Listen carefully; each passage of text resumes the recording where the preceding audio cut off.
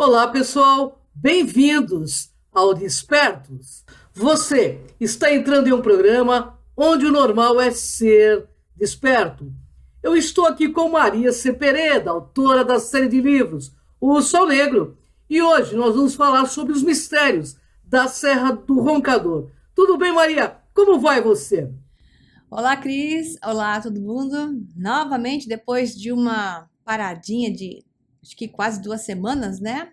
Sem programa Despertos, que nós fomos até a Serra do Roncador, eu, alguns alunos meus do método da integração e fãs e pessoas que ficam na minha página ou em uma das 3 páginas que eu tenho.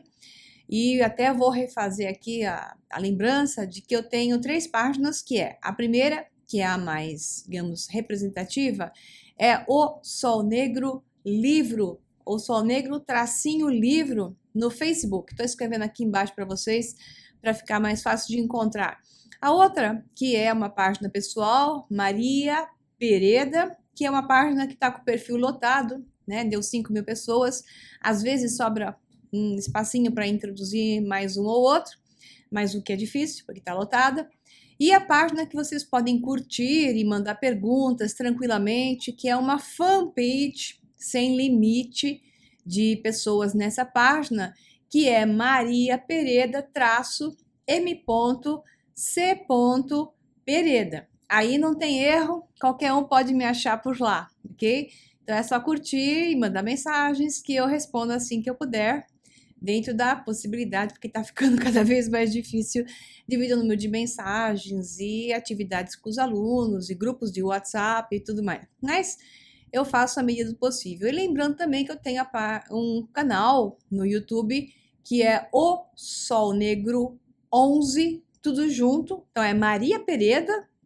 Na verdade, você vai enxergar como Maria Pereda, mas você deve digitar o Sol Negro 11, tudo junto. Mas como tem um outro que aparece como o Sol Negro 11, não sou eu, embora ele utilize os meus vídeos, eu sugiro que você digite o Sol Negro 11 e busque por Maria Pereda, que vai aparecer imediatamente. Bom, então essa turma toda que está nessas páginas no canal do YouTube é que foi comigo para a Serra do Roncador, passar 10 dias meio mágicos, e eu vou dar uma pitadinha hoje a respeito disso, e através das perguntas da Cris, mas o volume mesmo de informação e todos os vídeos, o gosto da coisa, vocês vão ter que esperar um pouquinho, que nós temos mais de 130 gigas de filmes que foram feitos ali na região por uma série de acontecimentos e locais lindos e místicos que nós filmamos.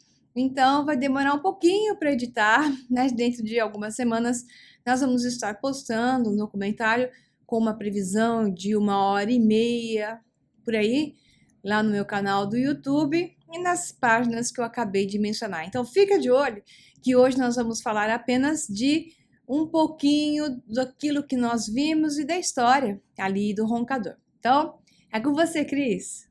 Maria, antes de adentrarmos nos mistérios, que tal adentrarmos na história do surgimento do Vale do Araguaia? Bem, afinal, as cidades lá formadas são o resultado de interesses particulares e governamentais, bem como a luta dos homens e mulheres destemidos que nos antecederam. Perfeito, Cris. Eu acho que fundamental, antes de falar das coisas, né, que tem lá muito interessantes, é importante falar um pouquinho da história da região.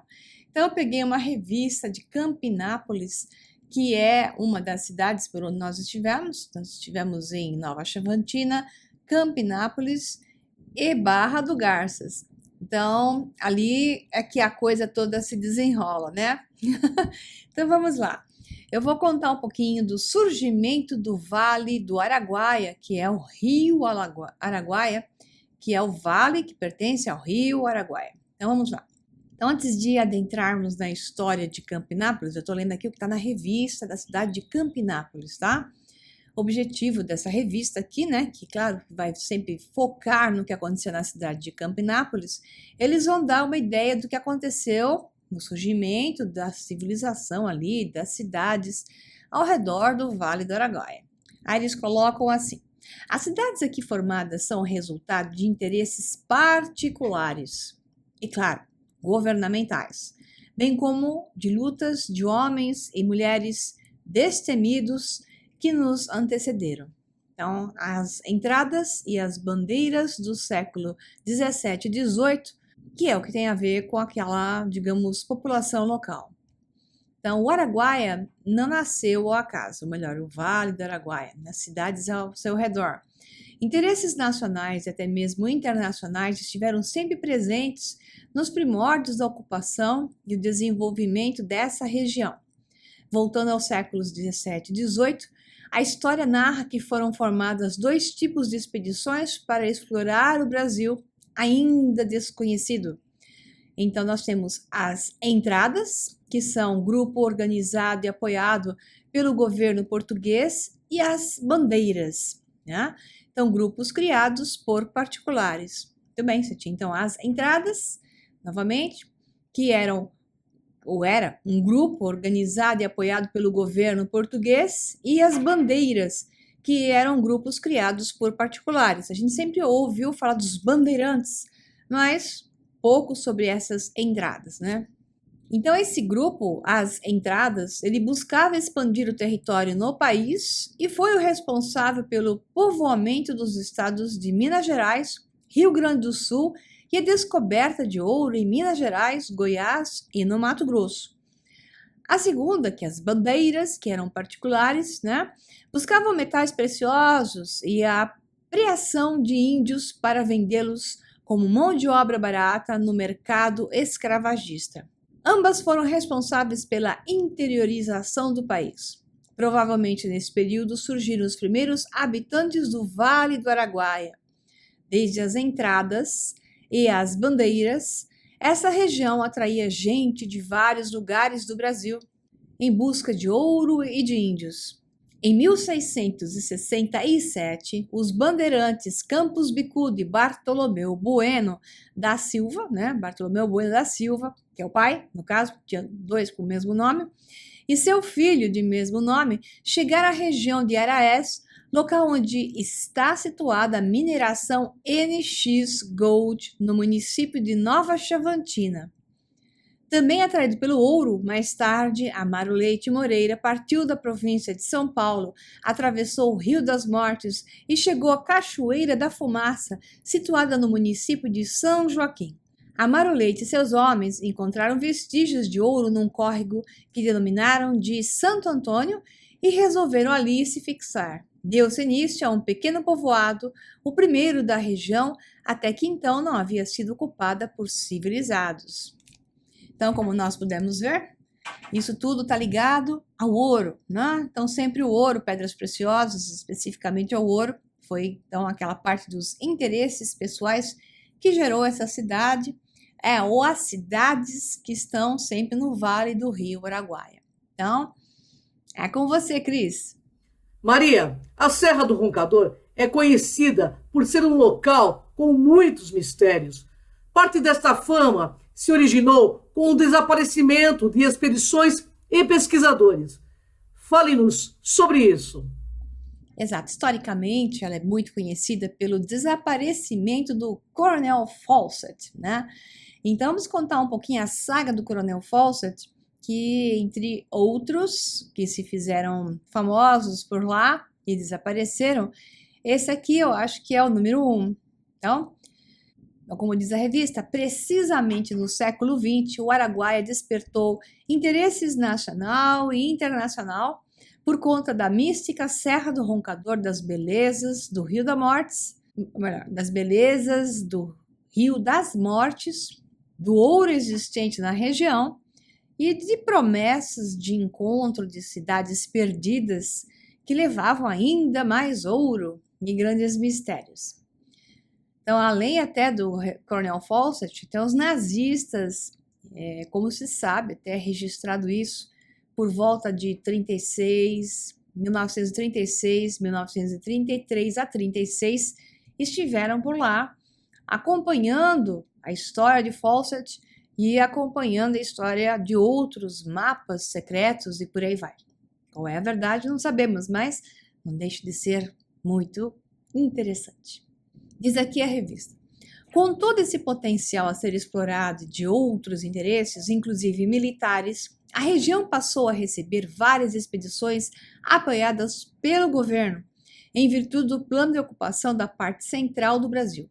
Dentre as principais expedições, destacam-se a do Coronel Fawcett, a bandeira Piratininga e expedições Roncador-Xingu. Tais expedições eram acompanhadas pela imprensa nacional e internacional que noticiavam os acontecimentos com bastante entusiasmo à época, fazendo chegar os fatos em várias partes do mundo, dando notoriedade à região em âmbito nacional e internacional. Nem chamou atenção, mas não só. Na verdade, existiam mapas, e esses mapas secretos de origem não clara é que levaram a, digamos, pesquisadores como Coronel Fawcett para lá. Então, vamos falar dessa expedição do Coronel Percy Harrison Fawcett, que foi feita em 1906 para a Serra do Roncador. Então, ele fez o seguinte, ele iniciou a exploração na Amazônia, passando a juntar pistas que o levavam a acreditar na existência de uma civilização muito antiga na selva. Depois de anos recolhendo evidências, em 1925, adentrou o Brasil em sua parte central rumo ao Araguaia, juntamente com seu filho Jack, de 21 anos, e um amigo Raleigh Himmel, à procura de uma cidade perdida que misteriosamente a chamou de Z, né? Z de Zara, ou de zebra, que é o que aconteceu, talvez, né? Não se sabe o que aconteceu com o Fawcett, né? Não se sabe se acabou em zebra, dando zebra, ou se realmente ele se deu bem. Então, de posse de vestígios de uma estatueta que ganhara de um presente de um amigo e com procedência no Brasil, Fawcett acreditava que a cidade Z, a cidade perdida, ficava no Araguaia e que a porta para se encontrar e entrar, digamos, nos seus caminhos, ficava na Serra do Roncador. Atrás desse ideal, em 1929, Fawcett desapareceu na mata e tornou-se um grande mistério para o mundo, e a partir de então, centenas de exploradores, cientistas e aventureiros mergulharam nas matas em busca de vestígios do Coronel Fawcett, bem como da cidade perdida. A saga do Coronel Fawcett foi muito importante à época e até hoje inspira escritores e autores e produtores e grupos místicos e esotéricos, como o nosso, que foi até lá em busca de, pelo menos, sentir a emoção e a energia do local. Então, existem livros que falam desse assunto, como o livro chamado de O Enigma de Coronel Fawcett e Z, A Cidade Perdida, de David Graham, da editora Companhia das Letras, e Z, A Cidade Perdida, de David Graham, da editora Letras. Até os dias atuais não faltam escritores e, digamos, cientistas em busca de dicas da cidade perdida, Z, ou a Cidade do Ouro, como queira chamar, ou a cidade que conectava com os Incas. Porque o que se fala ali na Serra do Roncador é que existem túneis que levam à cidade Inca, que não é Inca também, mas digamos assim que os Incas acabaram habitando, ou os pré-Incas também, que levam até as cidades ao redor do lago Titicaca, entre Peru e Bolívia, Tiwanaku e Pumapunku. Será? Nós tivemos algumas pistas de que isso é possível, mas nenhuma prova. Nós continuamos no mistério. É com você, Cris. Maria, nesta mesma região está o chamado Rio das Mortes. Nossa, que nome estranho, né? Sombrio. Qual a história que originou este nome? O nome não tem como deixar de prestar atenção. O Rio das Mortes, que então era dito no passado que ele era lindo, um rio de águas cristalinas, e hoje é um rio barrento, tal qual é o Rio Araguaia. Mas o Rio da Araguaia e o Rio das Garças, né, que se encontra por lá, que você tem então uma união entre os dois, fazendo um X de Runa Gebo, que é a runa, digamos, do X da questão, ao mesmo tempo é um ponto de encontro de dois rios onde existe um grande nível de energia no local. Vai ver que esse X é um dos pontos em que o próprio Coronel Fawcett pensou em ser algo especial. Vamos falar sobre o Rio das Mortes. Na década de 30, o roncador fascinava o mundo. Aventureiros, pesquisadores e sertanistas vinham para cá com o objetivo de conquistar esta serra. Em 1938 foi organizada uma expedição com o mesmo objetivo e recebeu o nome de Bandeira Piratininga. Essa expedição partiu de São Paulo, chegou a Anápolis, cidade posteriormente que influenciou o nome do município Campinápolis. Então, Campinápolis significa uma campina, talvez, de Anápolis, né? E depois alcançou o Rio Araguaia e, por fim, o Rio das Mortes. Foi essa expedição que olhou primeiro com bons olhos para as belezas do Rio das Mortes, através do sertanista e chefe da expedição Piratininga, Willie Aureli, que escreveu em seu livro O Roncador, o trecho abaixo. Rio das Mortes, com exclamação. Nome sombrio, mas que não corresponde à fantasia de todos. Jamais a mente humana poderá fazer ideia real da majestade deste curso de água cristalina e pura. Pintor algum sonhou fixar na tela a paisagem tão maravilhosa. Se o Araguaia é belo, o Rio das Mortes é esplêndido. Nunca julguei nesta minha vida de peregrinações espetáculos como o que deliciaram os meus olhos. Willie narra ainda em seu livro que o rio recebeu esse nome devido a uma carnificina praticada pela bandeira de Antônio Pires de Campos em 1683, onde foram trucidados os índios Carajás e Araés. Bom, então é isso, a história do Rio das Mortes. É com você, Cris. Maria, você mencionou a cidade perdida do ouro e a trilha Inca. O que nos leva a considerar esta possibilidade? Pois é, são muitas considerações a esse respeito. Nós sabemos que civilizações antes do tempo oficial, como eu costumo dizer, antes do tempo oficialmente contado nos livros de história, e extremamente avançadas existiram, como é o caso dos Atlantes, e como, digamos, com a queda de Atlântida, o afundamento de Atlântida, muitos sábios daquele povo se espalharam pelo mundo e levaram o conhecimento da Atlântida para todas as partes do globo, talvez até com a intenção de que alguma informação sobre a existência deles continuasse a existir. Então eles levaram para civilizações como os egípcios, chegaram a atingir povos da América do Sul, com certeza América do Norte também, mas a América do Sul é clássico, porque Peru e Bolívia têm as civilizações que foram muito avançadas em construções através de megálitos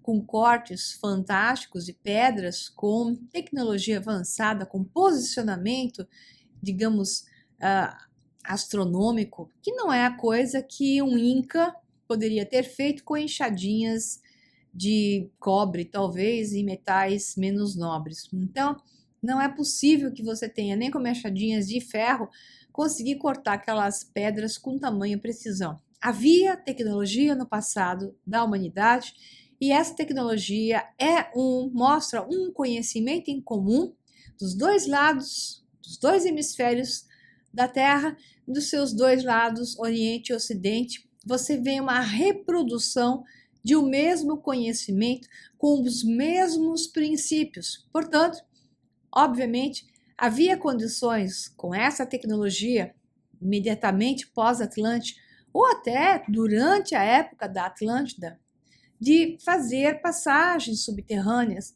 entre algumas regiões. Então, conta-se que essa passagem subterrânea, uma delas, estaria entre a Serra do Roncador e as cidades que estão ao redor do Lago Titicaca, ligando até aqueles povos de cabeças alongadas que estão no Museu de Paracas, e não só, mas Cusco também tem várias cabeças alongadas, crânios alongados, que mostram que uma civilização antes dos Incas, pré-Incas, existiu e tinham traços que não eram tipicamente de Homo sapiens, porque a cabeça alongada e o crânio alongado, especialmente com 2 placas cranianas, diferentemente das 3 placas do Homo sapiens atual, já mostra que era uma outra espécie. As cabeças dos crânios alongados, eles eram ligeiramente esculpidos, digamos, com pressão sobre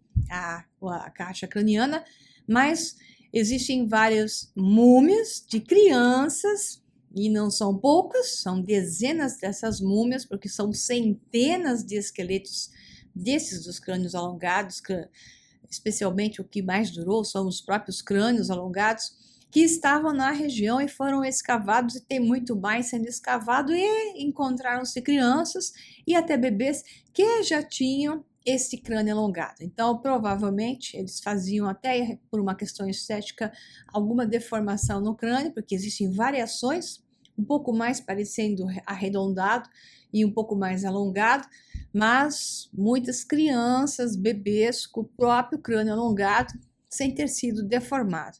As miscigenações, as misturas com Homo sapiens da região é que devem ter gerado essas diferenças em formatos de crânios que nós encontramos nesses museus, especialmente no Peru, que não esconde os seus, digamos, descobertas como outros países encontram. Então, esse pessoal provavelmente era mais inteligente do que nós, porque eles tinham de 25% até 50%, em alguns casos até 60% como previsão, de um cérebro maior com uma camada de córtex, neocórtex e córtex frontal, pré-frontal e tudo mais, que leva a uma capacidade analítica maior, portanto um QI mais alto do que o nosso. Aparentemente, eles foram dizimados pelos incas, que quando chegaram à região, com seu belicismo, tomaram a região e atacaram esse pessoal de Paracas, especialmente, foram destruídos. Isso é uma suposição, porque consegue-se ver muitos crânios com sinais de que foram, digamos, machadados, foram cabeças, crânios arrebentados por pancadas. Então, uma das suposições é que os incas invadiram a região e destruíram aquilo que eles poderiam considerar até como monstros, porque eles tinham uma caixa craniana diferente. Embora mais diferentes, mais inteligentes, eles não eram aparentemente belicistas como eram os incas, né? Quanto mais inferior, mais agressivo. Quanto mais superior, menos agressivo. Mas não sabemos ao certo o que é que aconteceu que levou à extinção ou ao desaparecimento do povo de Paracas. Esse é um enigma e talvez tenham sido eles que construíram esses túneis entre as regiões. Outra visão e informação é que esses túneis levavam a Agartha à cidade intraterrena, ou que seria o centro, né? Seria Shambhala, Agartha, que seria uma região toda intraterrena com várias cidades, cuja capital seria Shambhala. Isso são relatos daqueles que dizem que chegaram a entrar em contato com essas cidades e que retornaram. A grande maioria desapareceu sem dar muitos recados. É isso aí. É com você, Cris. Maria, a trama do seu segundo livro, O Sol Negro, A Cidade Secreta do Vril, termina na Lagoa Encantada e na caverna de Campinapolis. Esses são realmente lugares sagrados, tal qual os Chavantes o consideravam? Que mistério envolve esses locais, inclusive ligado ao aparecimento de OVNIs? Bom, fantástico. Vocês vão ver no documentário, uma cerimônia que foi feita pelo cacique pajé Chavante, maravilhoso, José Luiz, que ele tem um nome, digamos, brasileiro, mas ele tem também o seu nome Chavante, então ele é um cacique pajé Chavante, já um senhor de idade com uma vitalidade incrível. Então, junto com ele, e junto com o Maurinho do Roncador, que vai aparecer em destaque nos nossos vídeos, que é o melhor guia da região e é um ambientalista fantástico, conhece tudo do local, fomos à Lagoa Encantada, ou Lagoa Sagrada, como bem chama chamam os chavantes, que protegem a lagoa e não deixam que ninguém toque nela, nem que se banhe nela. Interessantemente, o cacique pajé nos permitiu banhar na lagoa, e isso foi incrível, porque não é comum ele permitir isso. Alguma coisa que estava em nós fez com que ele se tornasse extremamente receptivo ao nosso contato. Interessante. Então, nós fomos até a Lagoa Encantada e eu toquei naquela água verde maravilhosa, aquele local exuberante, uma energia estranha. Ou vários, não foram poucos, não muitos celulares se apagaram na região, travaram. O meu novinho, ele chegou lá, puf, ele apagou, entrava e saiu o sinal dele de que ele estava se ligando, se desligando sozinho, ligava e desligava. Um colega até tentou arrumar o celular, desistiu, ele apagou de vez, como se estivesse sem bateria, estava carregadinho, 100%, estranho. Então, quando saindo ali do alto de Campinápolis, nós descemos, antes de ir para a lagoa, nós fomos para a caverna ao lado da lagoa. Então, isso tudo está em detalhes no meu segundo livro da trilogia O Sol Negro, A Cidade Secreta do Vril. A história acaba entre a lagoa e essa caverna. Então, tem mais cavernas ao redor, mas eu citei especificamente essa caverna, que é uma caverna maior, que no fundo dela é meio triangular, tem uma parede. E dizem os chavantes que aquela parede é um portal. Então eu usei essa história no meu livro e os personagens principais abrem essa parede sob condições especiais e dentro dela estava lá a solução parcial do mistério que estava no livro, mas eu não vou contar isso porque quem não leu ainda, eu não vou estragar, não vou dar spoiler. Então, segundo o cacique pajé, tem no mínimo 3 portais nessa caverna. Um ao fundo, 2 em cada parede, mas pode até ter mais, e de fato existe uma impressão de que ali estava, num passado distante, aberta aquela parede. Segundo ele, foi fechada aquela parede mais ou menos nos anos 50 para prevenir, digamos, passagens para o interior da caverna e gerar mais desaparecimentos. Isso seria uma boa intenção. Outra intenção seria impedir que o contato entre as duas realidades, a nossa e dos intraterrenos, fosse maior através de lá e com maior intensidade, porque a partir dos anos 50 a caverna começou a ter visitação, não como hoje em dia que o volume é maior, mas começou a ter visitação e poderia gerar, digamos, através de pessoas que fossem e voltassem, um nível de turismo muito grande, ou pessoas que simplesmente entrassem na caverna e não saíssem mais. Para evitar isso, dizem que a caverna foi fechada em seus portais, mas ficou no ar. Quem é que fechou aquilo? Uns dizem que os incas fecharam, né? Mas os incas são do Peru.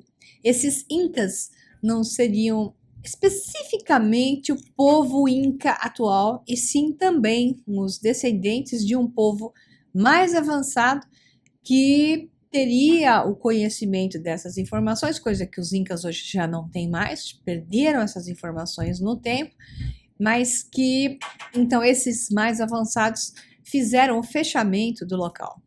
Bom, muitas histórias difíceis de entender, mas vamos voltar então à nossa experiência. O cacique pajé fez uma cerimônia fantástica, ficamos em círculo, e ele ficou ao centro, cantando e dançando, fazendo, digamos, umas chamadas, uns cantos muito fortes, e foi muito emocionante. Tive pessoas que acabaram saindo de si, né, com um estado de expansão de consciência, outras que rodavam, pareciam que iam cair ao chão. Então ele tem realmente um poder muito grande e fez uma cerimônia que se chama de cerimônia de cura ali, para que todos nós nos alinhássemos. Conte-nos a sua experiência mais contundente. Tá interessante, porque realmente eu voltei um pouquinho diferente do que eu fui. Existe um padrão novo dentro de mim, e eu não digo que foi por causa do cacique pajé, mas eu digo que foi em função da viagem, do contato com novas energias, de um contato com esses padrões que me deixaram realmente diferente. até com uma mente um pouquinho mais clara. Na lateral da caverna já tinha uma saída para a lagoa, nós descemos mais um pouquinho. Então foi aí que o cacique pajé, José Luiz, permitiu que nós entrássemos na lagoa, o pessoal nadou, e eu simplesmente toquei a água e senti que era uma água diferente, uma água com uma certa viscosidade, uma sensação estranha aquela água. Ela é verde, né? Uma água da lagoa que não tem peixes, não tem vida, não tem nada, é uma água extremamente verde. Conta-se, segundo o cacique pajé, que existem 4 pedras no fundo da lagoa, e essas pedras é que geram um brilho extraordinário, já relatado por várias pessoas, e além desse brilho que se vê do alto em determinado momento, bem na superfície da lagoa, para quem está nadando lá, que é permitido nadar a um ou outro, vê esse brilho das pedras ao fundo. Esse fundo, segundo se diz, tem mais de 1000 metros de profundidade, então é extremamente profunda essa lagoa, e desse fundo saem bolas de luz e muitos relatos sobre avistamento de OVNIs que saem da lagoa e voltam para a lagoa. Muitas pessoas, grupos já viram. Infelizmente, nós não vimos nada disso, embora tivéssemos prestado bastante atenção, não fomos afortunados com esse tipo de visão, mas fomos brindados com algo mais dentro de um padrão de cura, de mudança de frequências, e acho que todo o trabalho que aconteceu conosco lá, que vai estar bem descrito no documentário, foi em cima da mudança do nosso interior, como se estivéssemos sendo preparados para um processo transformacional, tanto nas vigílias como dentro da caverna e na Lagoa Encantada. Pelo menos esse é o meu relato. Houve uma mudança interna, um padrão novo foi instalado e boa parte dos que estiveram por lá perceberam que tudo o que nos aconteceu levou para um processo transformacional muito grande, muitas energias, e eu não tenho a menor dúvida, devido às sensações e o padrão energético que nos cercava o tempo todo, de que estávamos sendo observados e positivamente trabalhados. Então, nós vamos voltar à Serra do Roncador agora em novembro, através da Era de Aquários, Viagens e Turismo, a mesma companhia que nos levou até lá, e nós vamos fazer coisas novas, né, e tentar, digamos, entrar em contato com esses padrões e alguns mais. Então, eu acredito que nós somos preparados para algo maior em um processo, em um gradiente de transformação. Não é à toa que esse grupo, muito coeso, foi até a Serra do Roncador. Não é à toa que o cacique pajé nos deu autorizações não comuns para grupos assim, e não é à toa que todo mundo se sentiu em um processo de transformação, de ganhos. E nós vamos, digamos, redobrar essa vivência, esse novo gradiente energético em novembro. E se você quiser vir conosco, junte-se a nós, a Área de Aquários, Viagens e Turismo, e nós vamos novamente ir para a Serra do Roncador em novembro e vamos fazer umas coisinhas a mais que não fizemos dessa vez, ok? Então, por enquanto, esse é um resumão e fica agora com vocês esse resumo e até o próximo Despertos, mas também até o documentário completo, onde eu vou contar tudo para vocês. Um abração e até mais. Tchau, tchau.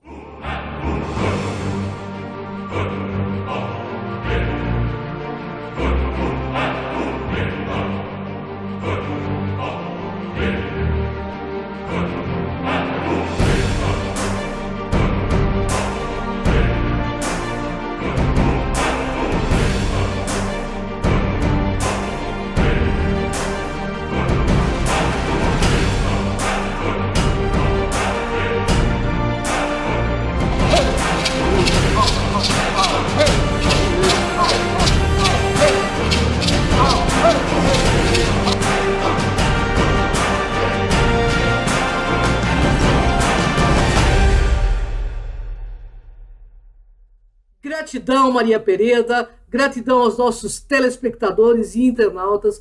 Uma honra enorme estar com vocês. Pedimos que você se inscreva em nosso canal do YouTube, o Cron TV, e o Sol Negro 11, de Maria C. Pereda. E até o próximo. Despertos!